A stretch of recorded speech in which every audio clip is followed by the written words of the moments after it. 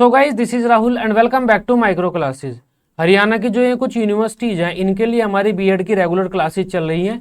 आज का हमारा सब्जेक्ट रहेगा लैंग्वेज अक्रॉस द करिकुलम। इस सब्जेक्ट की 14th क्लास है। आज का हमारा टॉपिक रहेगा जो हमारे लेखन कौशल होता है, राइटिंग स्किल होता है, उसके विकास करने के क्या क्या तरीके हैं या क्या क्या तकनीक है। Methods and techniques of developing students writing skill. Important question है। देखो यहाँ से इस तरह के क्वेश्चन आपके बीएड के पेपर में आते हैं, लॉन्ग क्वेश्चन में आता है ये, तो इंपॉर्टेंट है, एक बार इसे अच्छे से पढ़ लेना आप। बाकी जो बच्चे पेड नोट्स वगैरह की क्वेरी करना चाहते हैं, नंबर दिया हुआ 9528219270। इस नंबर पर कॉन्टैक्ट कीजिए, जो भी आपकी यूनिवर्सिटी रहती है उसके अकॉर्डिंग आपको पेड नोट्स प्रोवाइड करा दिए जाएंगे। चलिए अब अपने टॉपिक की बात करते हैं। तो इस वीडियो में हम 8 विधियों की चर्चा करेंगे। ये मोस्ट इंपॉर्टेंट टॉपिक है आपके बीएड एग्जाम में, और ये बीएड के बाद भी आपके काम आता है। तो 8 विधियों की चर्चा हमने की थी बच्चों को पढ़ना सिखाने में, और 8 विधियों की चर्चा करेंगे हम बच्चों को लिखना सिखाने में। तो ये विधियां हैं, आप एक एक करके देखते हैं इनका क्या अर्थ होता है। सबसे पहली है हमारी वक्र विधि, कर्व मेथड जिसे हम बोलते हैं। देखो ये हमारा छोटे बच्चे, जब स्कूल में बच्चे जाते हैं, छोटे होते हैं, उस टाइम काम आती है। वक्र विधि के द्वारा हम क्या करते हैं, बच्चों को लिखना सिखाते हैं। इसमें हम क्या करते हैं, बच्चों को सबसे पहले वक्र कर्व बनाना सिखाते हैं। सबसे पहले कहेंगे आप सीधी लाइन खींचो, तो बच्चे इस तरह से सीधी लाइन खींचते रहेंगे, सीधी लाइन खींचते रहेंगे। फिर उनसे ऐसी लाइन खिंचवाएंगे हम बार बार।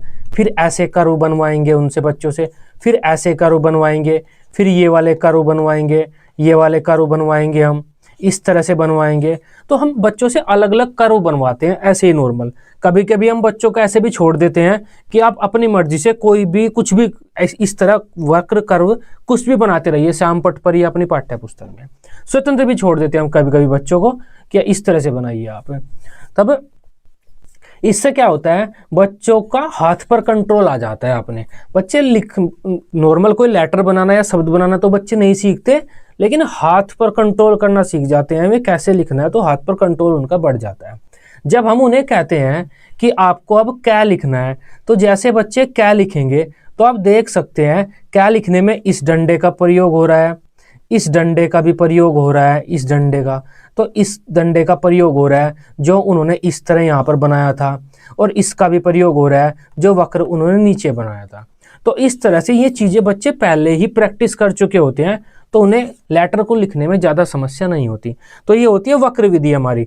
इसमें हम पहले कुछ वक्र सिखाते हैं बच्चों को, और बाद में उन वक्रों से ही लेटर बनाना सिखाते हैं। जब हम बच्चों से कहते हैं कि आप लेटर बनाइए, तो बच्चे देखते हैं कि ये चीज़ें तो हम पहले कर चुके हैं। तो ये शुरुआत मान सकते हैं आप, बेसिक सी शुरुआत, लिखने की सबसे पहली शुरुआत है। जब बच्चे नर्सरी एलकेजी यूकेजी में होते हैं या प्ले स्कूल में जब बच्चे जाते हैं ना, तो प्ले स्कूल में बच्चों से ये वक्र बनवाए जाते हैं, जिससे कि जब मैं प्राइमरी फर्स्ट क्लास में जाएँ, अपने फर्स्ट स्टैंडर्ड में, तो मास्टर उनसे जब उनके वो बनवाए, लेटर बनाना सिखाए, तो वे अच्छे से बना लें। ये चीज़ें पहले उन पे बनानी आती है। इस विधि में बालक को सबसे पहले कुछ रेखाएं खींचनी सिखाई जाती हैं, जैसे सीधी रेखा, खड़ी रेखा, आड़ी रेखा, तिरछी रेखा। उसके बाद कुछ अलग अलग वक्र बनाने सिखाए जाते हैं। उसके बाद बच्चों को रंगीन चौक लेकर बोर्ड पर रेखाएं बनाने के लिए ऐसे ही छोड़ दिया जाता है कि आप अपनी मर्जी से कुछ भी रेखाएं खींच लो। धीरे धीरे इन रेखाओं वक्रों से वर्ण बनाने सिखाए जाते हैं। इससे क्या होता है, बच्चों का उनके हाथ पर नियंत्रण आ जाता है। तो अब इन रेखाओं से हम बाद में वर्ण बनाते हैं, तो ये रेखाएं उनकी वर्ण बनाने में मदद करती हैं। रूपरेखा अनुकरण विधि, लाइन सिमुलेशन मेथड, ये भी काफ़ी इंपॉर्टेंट मेथड है। आपने इस मेथड से लिखना सीखा होगा। देखो ये क्या होता है, लाइन सिमुलेशन, रेखा अनुकरण। एक रेखा खींच दी जाती है, आप उस रेखा का अनुकरण करते हैं। जैसे आपका टीचर आपको लिखना सिखाना चाहता है, तो कभी कभी आपने देखा होगा वो आपकी तख्ती पर या किसी किताब पर कोई लेटर बना देता है, इस तरह से वर्ण बना देता है, और आपसे कहता है कि इस वर्ण पर बार बार आप पेंसिल घुमाओ। तो आप बार बार उस वर्ण पर ही पेंसिल घुमाते हैं, उसी वर्ण पर आप बार बार पेंसिल घुमाते रहते हैं ऐसे। तो आपने ये किया होगा। इस मेथड को हम बोलते हैं रूपरेखा अनुकरण विधि। लेकिन आज के टाइम में क्या हो गया है, डॉट डॉट डॉट वाली कुछ किताबें आ गई हैं, कुछ ऐसी पुस्तकें आ गई हैं जिसमें एक परिया में बार बार लाइन नहीं घुमानी पड़ती, अलग अलग लिख दिए जाते हैं डॉट डॉट में। तो देखो हमें ये सेम हमें लाइन मिल गई है अलग अलग, इसके ऊपर हमें अपनी पेंसिल घुमानी है। तो ये वही विधि है रूपरेखा अनुकरण विधि। इसमें हमें टीचर पहले से लिख कर दे देता है कि आपको ये चीज़ बनानी है, और टीचर ने जो लिखा है उसी के ऊपर हमें बार बार पेंसिल घुमानी पड़ती है। ये रूपरेखा अनुकरण विधि होती है। यह एक अत्यंत पुरानी व परंपरागत विधि है।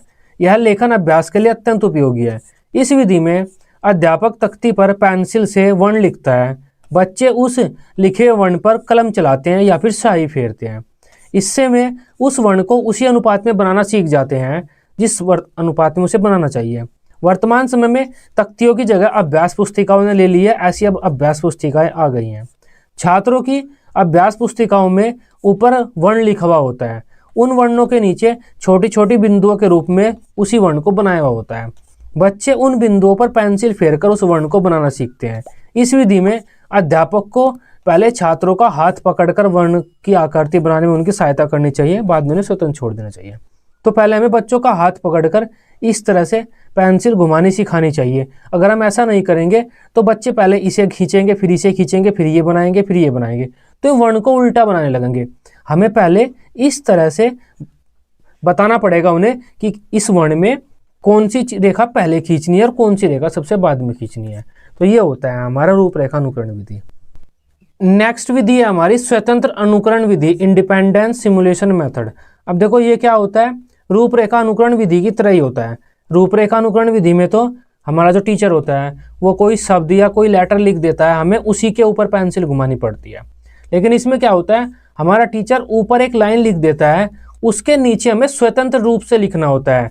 उसके ऊपर नहीं लिखना होता, स्वतंत्र रूप से उसके नीचे लिखना होता है। जिस रेशो में ऊपर बना हुआ है जो लेटर, उसी रेशो में हमें उसके नीचे बनाना होता है।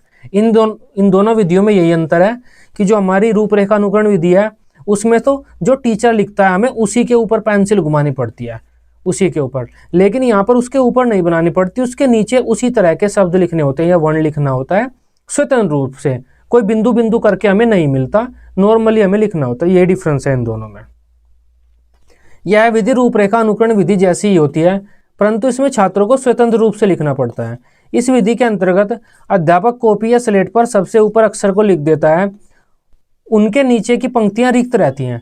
छात्रों को उन अक्षरों को देखकर उनके नीचे स्वयं उसी प्रकार के अक्षरों को बनाने के लिए कहा जाता है। इस विधि में छात्रों को बिंदुनुमा वर्ण नहीं मिलते।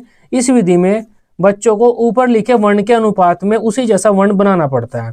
इस विधि के द्वारा बच्चों को वर्ण, शब्द और वाक्यों का अभ्यास कराया जाता है। इस प्रकार के लेखन को हम अनुलेख कहते हैं, अनुलेखन भी लिख देते हैं हम, अनुलेखन। इस प्रकार के लेखन को हम अनुलेखन कहते हैं। तो ये आपके नेक्स्ट वीडियो में भी हम पढ़ेंगे अनुलेखन क्या होता है।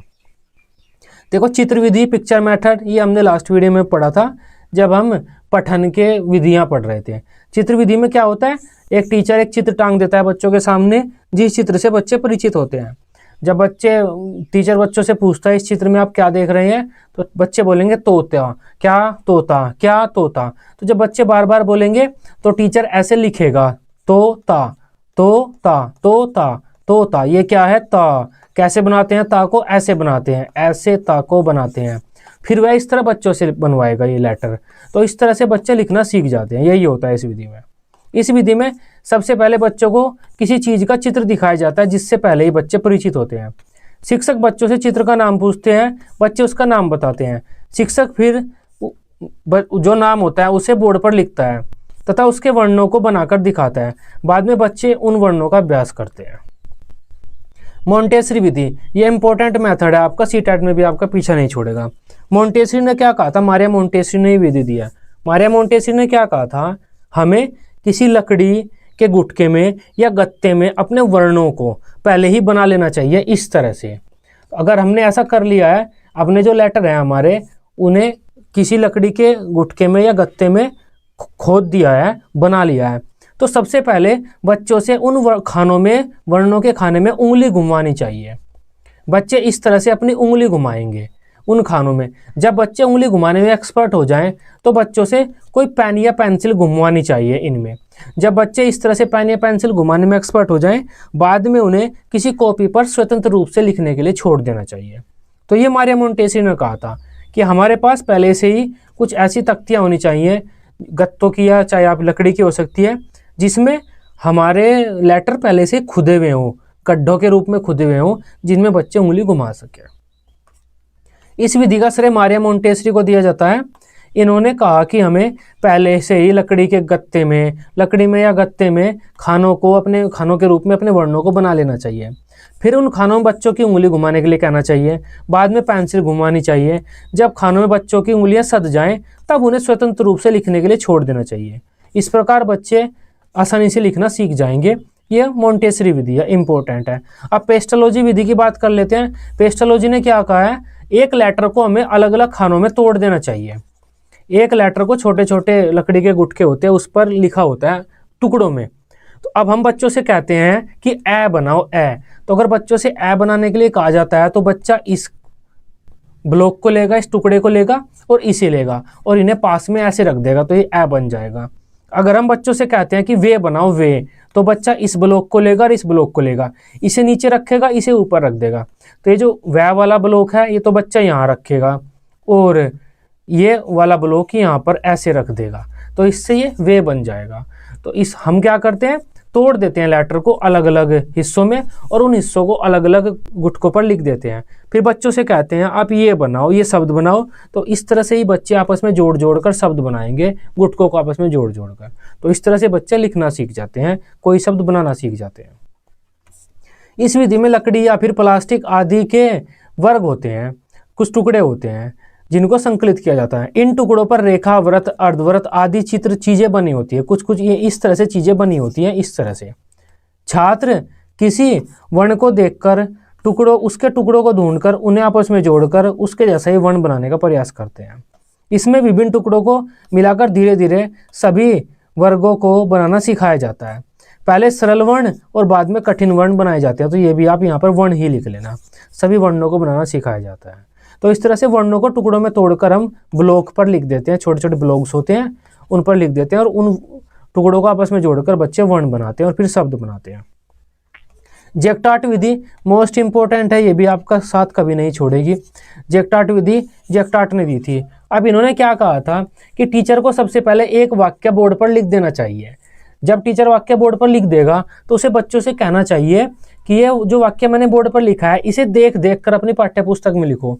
बच्चे उस वाक्य को देख देख कर अपनी पाठ्य पुस्तक में लिखेंगे और बाद में बच्चों से कहा जाता है कि आप खुद ही मिलाइए। तो बच्चे खुद ही मिलाते हैं। जब बच्चों ने लिख लिया, सभी बच्चों ने लिख लिया, अब टीचर कहेगा जो वाक्य बोर्ड पर लिखा हुआ है उसे अपनी पाठ्य पुस्तक से मिलाइए और जहाँ पर गलती हो खुद गोल कर लीजिए। तो बच्चे खुद ही मिलाते हैं, जो गलती मिलती है उनमें फिर गोल कर लेते हैं। फिर टीचर दोबारा कहता है कि अब फिर दोबारा आप देख देख कर लिखिए। तो बच्चे क्या करते हैं, देख देख कर बोर्ड पर लिखा हुआ वाक्य लिखते हैं और खुद ही अपनी गलतियां ढूंढते हैं, खुद ही मूल्यांकन करते हैं। लास्ट में टीचर ये कह सकता है कि अब आप इस वाक्य को बिना देखे लिखिए। फिर बच्चे उस वाक्य को बिना देखे लिखेंगे और बाद में बोर्ड से देख देख कर उस वाक्य को मिलाएंगे, जो गलती होगी उसे सुधारेंगे। तो बच्चे बोर्ड से देखकर वाक्य लिखते हैं और गलती खुद ही सुधारते हैं। गलती कैसे पता चलती है बच्चों को, एक एक शब्द बोर्ड पर देखेंगे कैसे लिखा हुआ है और अपनी पाठ्य पुस्तक में देखेंगे हमने कैसे लिखा है। अगर कहीं गड़बड़ मिलती है तो वो गलत है। तो यहाँ पर बच्चों को स्वयं मूल्यांकन के अवसर मिलते हैं। तो यही बात आ जाती है, कौन सी विधि बच्चों को स्वयं मूल्यांकन के अवसर देती है लिखते समय, तो वो जैक्टार्ट विधि है। इसमें शिक्षक बोर्ड पर कोई वाक्य लिख देता है तथा बच्चों को उस वाक्य को उनकी अभ्यास पुस्तिका में लिखने के लिए कहा जाता है। बच्चे बोर्ड पर लिखे वाक्य को एक एक करके अपनी अभ्यास पुस्तिका में देख देख कर लिखते हैं। उसके बाद शिक्षक उन्हें अपने वाक्य को बोर्ड पर लिखे हुए वाक्य से मिलाने के लिए कहता है। छात्र अपनी कॉपी में लिखे वाक्य को बोर्ड पर लिखे वाक्य से मिलाते हैं। अगर वाक्य में कोई कमी मिलती है तो बच्चे उसे सही करते हैं। बाद में शिक्षक बच्चों से कह सकता है कि अब आप इसे बिना देखे लिखिए इस वाक्य को। छात्र वाक्य को स्मरण कर अपने अभ्यास पुस्तिका में लिखेंगे। लिखने के बाद में बोर्ड पर लिखे हुए वाक्य से उसे दोबारा मिलाएंगे। अगर कोई कमी मिलती है तो वे दोबारा सही करेंगे। इस विधि की सबसे अच्छी विशेषता यह है कि बालक को स्वयं में सुधार के खुद अवसर मिलते हैं, बालक अपना मूल्यांकन खुद करता है। नेक्स्ट है हमारी समान आकृति समूह विधि। इसमें हम क्या करते हैं, एक जैसे दिखने वाले शब्दों को या वर्णों को एक साथ लिखना सिखाते हैं। जैसे हम बच्चों को कह देते हैं ये क्या है, ए है।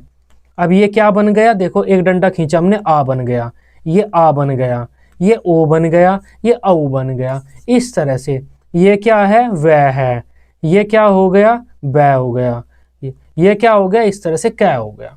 तो एक जैसे शब्दों को हम एक साथ लिखना सिखाते हैं। तो इससे बच्चों को लगता है कि हमने काफ़ी वर्ण लिखने सीख लिए हैं। इस विधि में हम वर्णों को कुछ समूह में विभाजित कर लेते हैं तथा एक समूह के वर्गों को एक साथ लिखना सिखाया जाता है। ये वर्ण है, ये वर्ण है। एक समूह के वर्णों को एक साथ लिखना सिखाया जाता है। इस विधि में थोड़े से प्रयास से ही छात्रों को यह अनुभव होने लगता है कि उन्होंने बहुत कुछ लिखना सीख लिया है। तो इस तरह से हम लिखना सिखाते हैं। जैसे न है, फिर मैं हो गया, फिर भय हो गया। इस तरह से एक साथ लिखना सिखाएंगे उन्हें। ये न बन गया, अब इसको हम ऐसे कर देंगे तो मैं बन गया, ऐसे कर देंगे तो ये भय बन गया। तो इस तरह से। तो ये आज की हमारी विधियां थी। 8 इंपॉर्टेंट विधि हमने पढ़ी हैं। आई होप लिखना सिखाने की कौन कौन सी विधियां होती हैं वो आप अब समझ पाए होंगे। वीडियो अच्छी लगी हो आप इसे अपने बीएड ग्रुप में दोस्तों के साथ शेयर कर सकते हैं। बीएड की इसी तरह से डेली रेगुलर क्लासेस लेने के लिए आप इस चैनल को सब्सक्राइब कर सकते हैं। Till then, bye bye, take care.